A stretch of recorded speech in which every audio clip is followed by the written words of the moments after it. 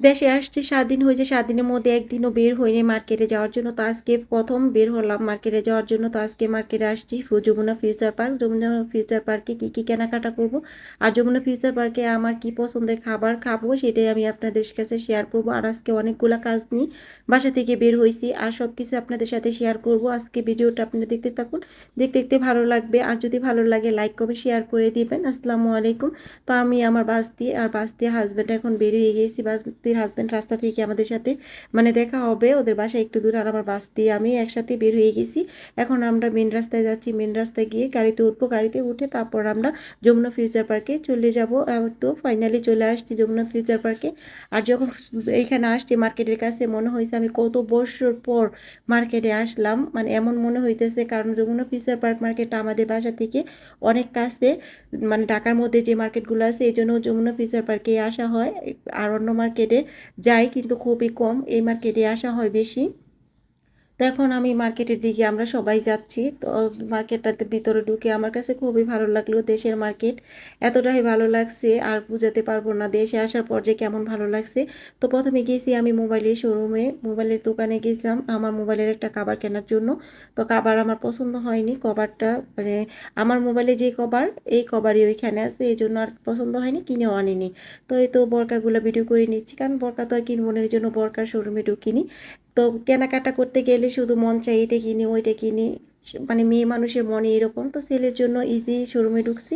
এখান থেকে সেলের জন্য 2টা শার্ট কিনে নিছি। আর আমি আমার টপস কেনার জন্য এই শোরুমটায় ঢুকছি। তো শোরুমে দেখি অনেকগুলা ড্রেস এখানে পছন্দ হয়েছে, টপস, কিন্তু আমার সাইজ হয় না।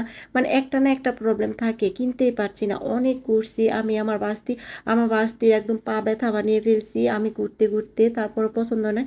কারণ এখন ঈদ গেছে, ঈদের পর তো আর নতুন মাল ওরা তোলেনি। ঈদের মধ্যে তো অনেক কাপড় চাপড় বিক্রি হয়ে গেছে, এই জন্য ভালো কিছু আমি পাইনি। আর যাই পাইছি বা পছন্দ হয়েছে ওইটা আমার সাইজে হয় না, এই জন্য আর কিনতে পারিনি। আর মার্কেটে গেলে তো আমার মাথা এমনি নষ্ট হয়ে যায়, কোনটা রেখে কোনটা কিনবো। তো আজকে আফসোস যে কিছু কিনতে পারিনি। তো না কিনে অনেক ক্ষুধা লেগছে, এখন আসছি খাওয়ার জন্য। আর কি খাবো আজকে সেটাই দেখতেছে।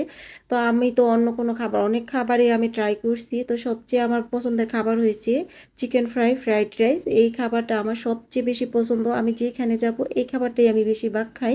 আমার এই খাবারটা অনেক পছন্দ। কার কাছে কেমন লাগে সেটা আমি জানি না। যদি কারো আমার সাথে পছন্দের খাবারটা মিলে যায়, চিকেন ফ্রাই, ফ্রাইড রাইস আর চাইনিজ ভেজিটেবল, তাহলে কমেন্ট করে জানাবেন। আমার কিন্তু ভীষণ ভীষণ পছন্দ এই খাবারটা। এই খাবারটা রেস্টুরেন্টে খেলে আমি বেশিরভাগই খাই। তো আজকে যদি আপনাদের সাথে মিলে যায় তাহলে কমেন্ট করবেন। তো এখন আমরা খাবার দাবার খাবো, খাবার দাবার শেষ করে যাব মুভি দেখার জন্য। কিন্তু আফসোস খাবার দাবার তাড়াতাড়ি শেষ করার পরও মুভিটা দেখতে পারিনি, কারণ আমাদের অনেক লেট হয়ে গেছে।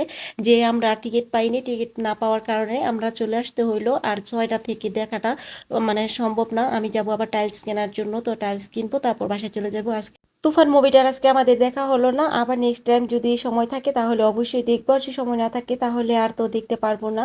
তো সবাই ভালো থাকবেন, সুস্থ থাকবেন। আল্লাহ হাফেজ। আবার দেখা হবে নতুন কোনো ভিডিওতে।